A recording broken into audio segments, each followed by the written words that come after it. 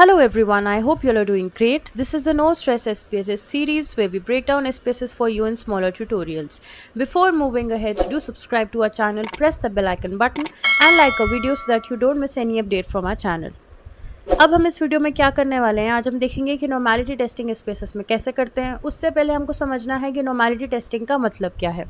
ठीक है, अब हम क्या करते हैं, नॉर्मल प्रोबेबिलिटी कर्व की बात करते हैं when we talk about a normal distribution. इसको गॉसियन कर्व भी कहा जाता है। क्यों कहा जाता है?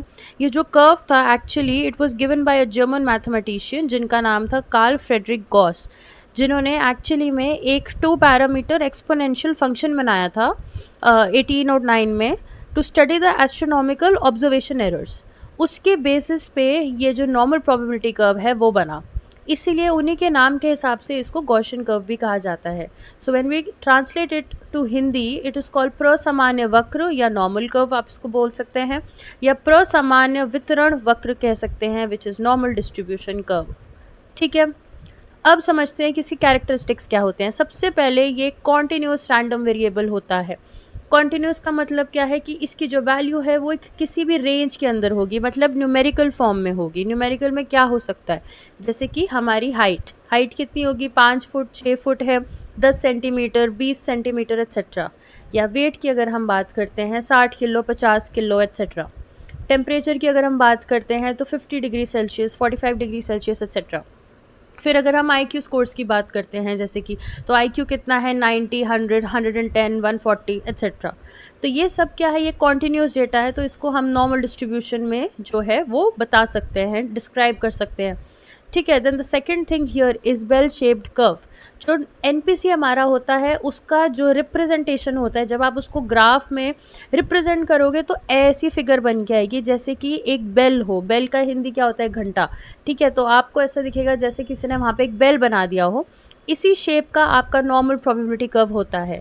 अगर ऐसा नहीं है, अगर वो या तो एक साइड पे शिफ्टेड है या राइट या लेफ़्ट, तो वो नॉर्मल प्रोबेबिलिटी कर्व नहीं हो सकता है। उसके लिए the peak of the bell, ये जो पॉइंट है, it has to be in the centre of your graph.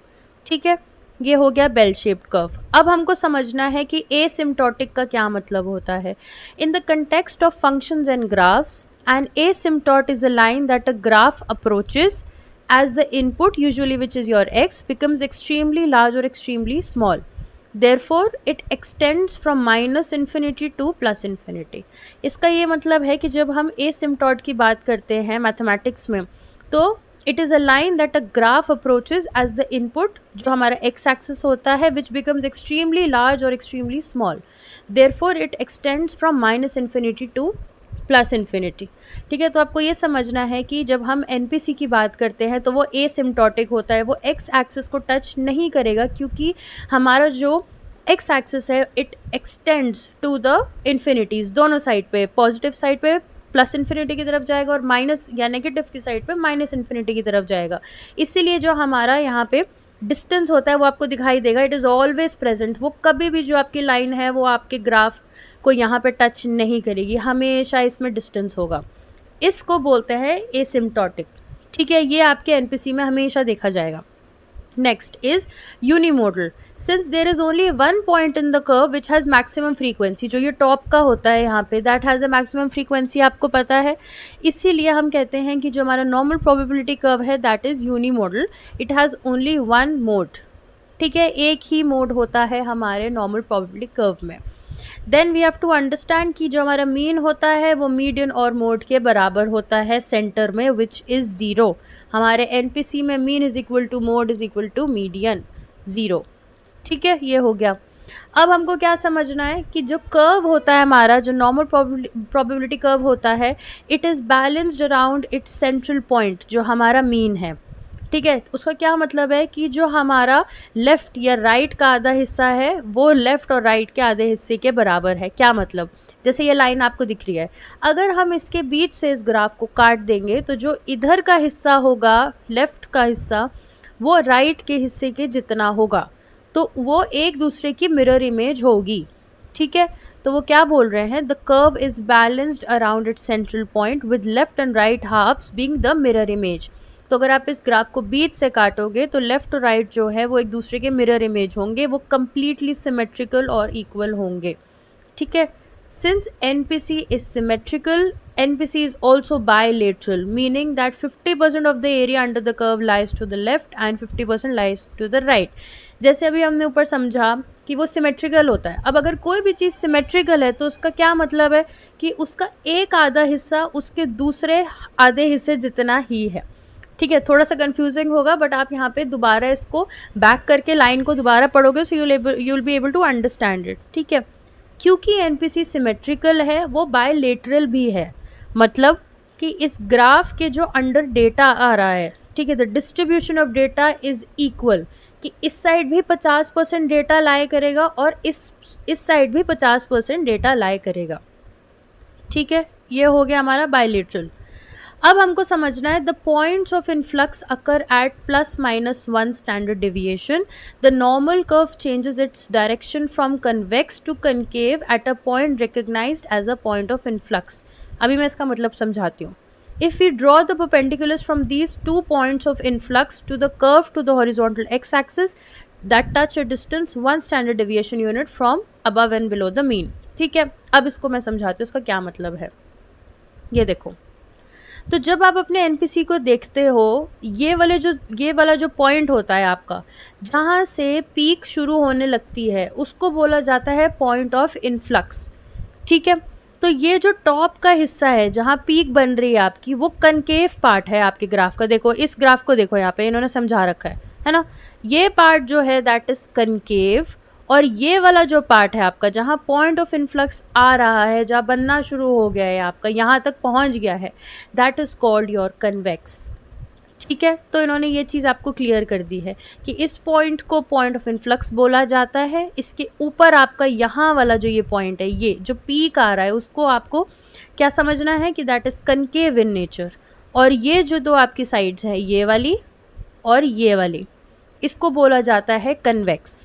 ठीक है, अब अगर हम इन दोनों पॉइंट ऑफ इनफ्लक्स से दो परपेंडिकुलर लाइन जो है 90 डिग्रीज की लाइन खींच देंगे अपने एक्स एक्सिस पे, तो वो क्या हो जाएगी, वो +1 सिग्मा +1 स्टैंडर्ड डेविएशन और -1 स्टैंडर्ड डेविएशन यहाँ पे बन जाएगी. ठीक है, इन्होंने ये बोल दिया है यहाँ पे. अब उसके बाद एक और बात इसमें समझनी है. The total percentage of area of the normal curve within 2 points of inflection is fixed.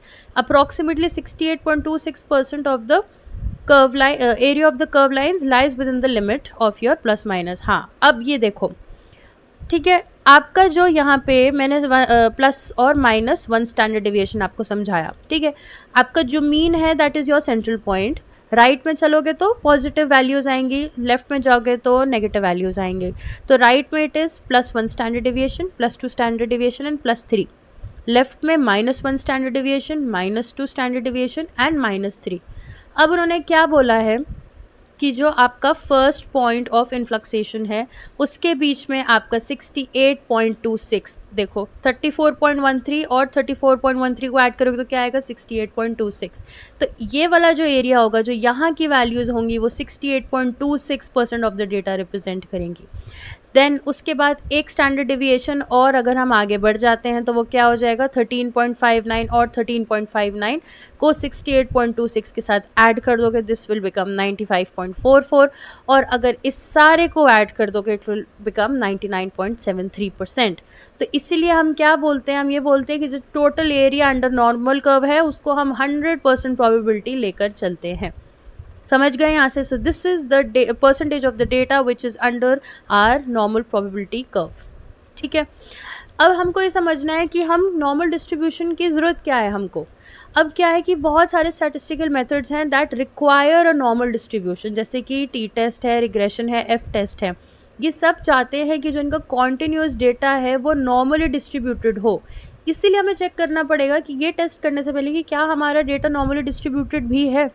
तो इसका मतलब क्या है, जैसे if you want to give somebody a paracetamol, आपको चेक करना है कि क्या उनके अंदर वो सिम्टम्स हैं वो दवाई देने के लिए. सिमिलरली अगर हमको ये टेस्ट करना है, T test, regression, F test, तो हमें देखना पड़ेगा कि जो डेटा हमारे पास है क्या वो नॉर्मल है भी अगर हम उन पर ये टेस्ट लगा रहे हैं. ठीक है, अब हमको देखना होगा कि how do we check the normality of our data. So keep watching a video, we going to add that video in the next part of this playlist. उसमें हम बताएंगे कि आप अपने डेटा को कैसे चेक कर सकते हो कि वो नॉर्मल है या नहीं है. Thank you. Keep watching our videos. Bye.